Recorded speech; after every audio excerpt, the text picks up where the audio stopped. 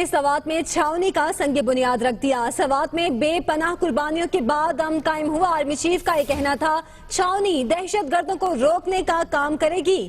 Army chief نے سوات میں چھاونی اور اے پی ایس کا سنگ بنیاد رکھ دیا۔ جنرل راحیل شریف کہتے ہیں کہ وادی سوات میں بے پناہ قربانیوں کے بعد امن قائم ہوا۔ چھاونی دہشت گردوں کے خلاف ڈیٹرنس کے طور پر کام کرے گی۔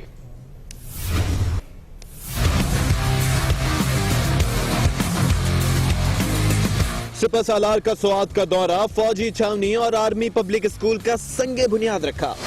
تقریب سے خطاب میں آرمی چیف کا کہنا تھا کہ سوات میں بڑی قربانیوں کے بعد امن آیا۔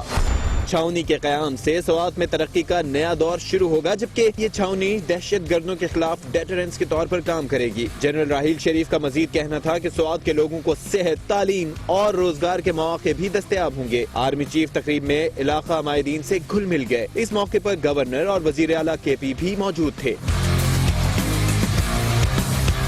جنرل راحیل شریف نے سید الشریف میں شیخ زید اسپتال کا افتتاح بھی کیا۔ آرمی چیف نے اسپتال کے مختلف شعبے بھی دیکھے۔